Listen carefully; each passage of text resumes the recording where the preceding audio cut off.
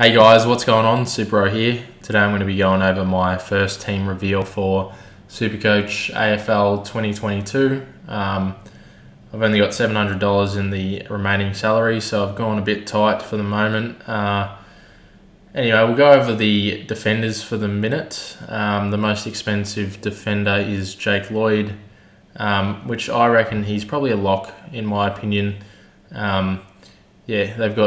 They're missing Jordan Dawson. He's gone over to Adelaide, so there's going to be more ball time for him. Jake Lloyd will definitely be getting a lot of the ball, which will be good. And they've also got Callum Mills, who will be playing pure midfield next year as well. So Lloyd's a really good option. He's a bit expensive, but I feel like he'll definitely start better off next year than he did this year. But yeah, Lloyd's a good pick. Very consistent. Usually, Jordan Dawson is D2. He's 550k, bit expensive. He was a bit of a premium defender this year, so he could be a good option. But yeah, I think he's going to be playing midfield for Adelaide next year, so hopefully that is the case, and he starts scoring really well. But yeah, he's a good pick. Some of the other options, like Jack Zeeble, second most expensive defender. To think he was like 200k at the start of the year, that's crazy. But yeah, Jack Zeeble, I don't know about him. Tom Stewart, just come off an injury, so he might not be the best. Daniel Rich is a bit underrated low-key. And Aaron Hall, for me, I'm just a bit worried about his bloody injury history, so probably won't start him. He's a bit expensive. Jack Crisp, I'm actually really thinking about bringing him into my team, but we'll have to see how I can structure up for him. But I don't know. He's got DVP. He's a good player, really consistent. I'll be watching Jack Crisp a fair bit. Then on the other the less expensive defenders, we got like Luke Ryan. He goes pretty good usually. Heppel, I don't know how he'll go. Ridley, Ridley kind of hurts to have him sometimes, but he starts the year off pretty well.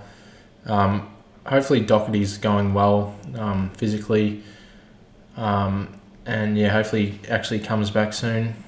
I don't know, Bailey Dale, probably wouldn't look at him.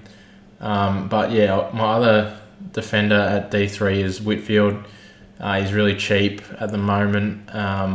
He's got a really high ceiling, so I think he's like a must-have. And he's got DPP status, which is awesome. And then we got Gibcus, I believe it is. He was like the top 10 draft pick for Richmond in the draft this year. So he'll probably slot straight into the side because most of the older Richmond players retired in defence, so he should have a spot waiting for him. And then we got this guy from St Kilda, I believe he's a father-son, so he could potentially start in the team straight away, and he's got DPP. I was looking at a report recently, and it said that he was going to be a pure wingman, so hopefully he scores well for a defender rookie, which would be ideal. And then this other guy from GWS, there was a lot of talk about him before the draft, so we'll bring him into the side. Then we got Gould on the bench. Didn't get a game this year, unfortunately, but hopefully he gets one next year. And then Burgoyne, he's just a placeholder rookie at the minute. Get into the midfield. So the most expensive midfielder is Jack McRae, which I probably want to start him, but he's really expensive, like 700k. So hopefully he does drop in price a little bit. I reckon he will. Definitely an upgrade target. You got to have him in your side, but he's really expensive, so I'll probably avoid him. And then my first midfielder is Jack Steele, second most expensive midfielder. He's really consistent. Might win the Brownlow next year. I said that this year, but he got robbed. They didn't win as many games, so I do get the feeling that St Kilda might make the top 8 next year, so he could have a really good season. I've also got Chook Miller as my M2. I think he's going to be really good next year because Hugh Greenwood just surprisingly left to go to bloody North Melbourne, which was crazy. But yeah, good for North Melbourne. Good on North Melbourne for getting him. But yeah, that's a bit of a weird one. But yeah, I reckon that means that Chook Miller is just going to absolutely tear it up next year. He'll just be an absolute ball magnet. So yeah, I reckon he's a must-have. Oliver, he's really young. He's got the highest ceiling like over the past 2 years. He's dropped a couple 200 scores. So yeah, you just got to have him in your team. And then I've got Sam Walsh. Not too sure about this pick, but yeah, I feel like he's a lock. He's just so consistent, really good player. Might even win the Brownlow next year, who knows? But yeah, they've just recently added Adam Chera into the side, and Cripps won't be injured hopefully next year, so they could be pretty good in the midfield for Carlton. But yeah, other than that, Walsh is an absolute beast, so I'm going to start him probably. But yeah, the only thing is I'm worried about if he gets tagged. I don't know if he can handle it, but yeah, he's an absolute beast of a player, so I definitely want to start him. And then we're going with Dangerfield this year, sorry. I feel like he hasn't been the best that he could have been this year. He's at a really good price to start, though, for next year. He got suspended for like a fair amount of the season and then injured, but he came back, dropped like a 180 or something. Some pretty high scores from him, and he's still like, even though he is getting on the older side, I reckon I'll start him next year. But we'll go over some other mid options. Bontempelli, yeah, I don't know why I didn't pick him this year. I should have gone him. But yeah, he's really good. Had a vendetta against him, but no, he's a real good Supercoach player. Jared Lyons, yeah, I don't know about him. Lachie Neale could be an option as well. But yeah, Jared Lyons has a higher average from this year. Tom Mitchell, I had him in Supercoach this year, so yeah, I had him for most of the season. He's a good ball magnet, so yeah, Rory Laird's a pure mid now, probably won't get him. Probably will avoid the Essendon mids because there's so many of them. They're all really good. Darcy Parish is probably going to break out even more next year. Zach Merritt, yeah, never really liked him, but yeah, he's a good player. Cam Guthrie, don't mind the pick, but I'd probably rather have Dangerfield. Ollie Wines is a good option now that Boak's getting later on into his career. Zach Butters hopefully gets a spot in the midfield as well. But yeah, he'll probably be one of the players I'll be monitoring in the preseason. Ollie Wines is, yeah, he's obviously the Brownlow medalist, so he could be a good option. He's been playing really well at the back end of the season. Callum Mills probably won't pick him. Petrarca probably. I had him at the start of the year, like throughout the year. He wasn't great. He's good in finals, but Zorko's a pure mid. Cunnington, poor bloke. Hope he's going okay. Parker's one of those guys who can average like 110, but yeah, probably a bit of a pod. Andrew Brayshaw, he could be really good now that Chera's left. Yeah, probably he could be a cheeky pod, but if he drops in price, I'll probably bring him in. Yeah, and Fife, I don't think he's going to be playing round one, so he could be a good option. Josh Kelly, I like Josh Kelly as a pick. Hopefully he can get through the season unscathed. But yeah, I really like Josh Kelly, one of my favourite players. Probably would pick him up if I had more money in my side, but I'd have to think about my structure more. Boak's probably... He can tear it up, but I feel like he's getting a bit old. He's like the same age as Selwood, so... yeah, I like Crisp. Ben Keys, he's a pretty young player. Went pretty well. I like Hugh McLuggage, but I don't know who's going to be playing mid. Neil's really cheap. But yeah, I don't really know about these other guys. I like Taylor Adams. Could be a bit of a pod. Pretty cheap player. If he's back to his full fitness, could be a really good pick actually. But yeah, we'll have to wait and see with him. And yeah, and then we got Horn Francis, number 1 draft pick.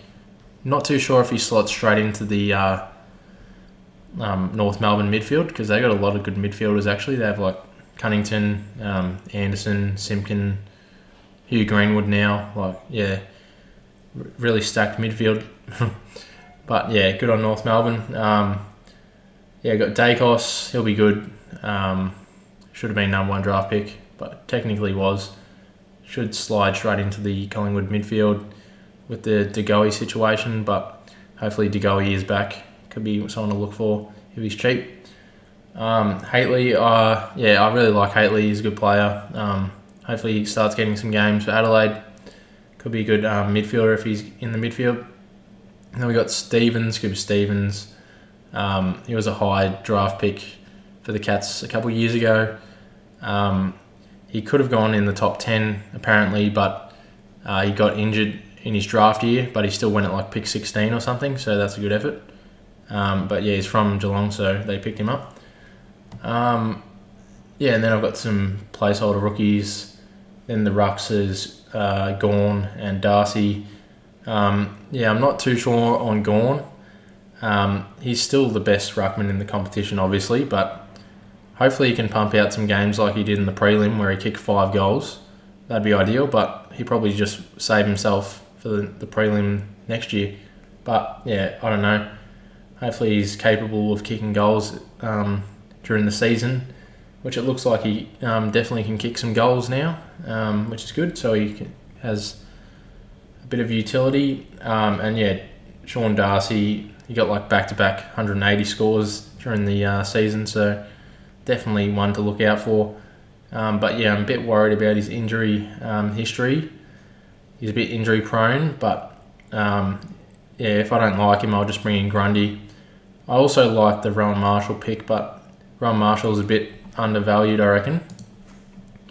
What is he? He's like 536k. That's real cheap, I reckon, for what he's capable of doing. But yeah, I think he's got the foot injury problem, so yeah. And then I'm also worried if he's going to be still swapping in the ruck with Paddy Ryder.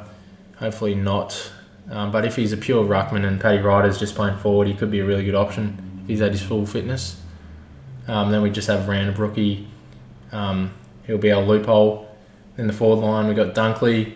Dunkley's one of those players you just got to have on your side.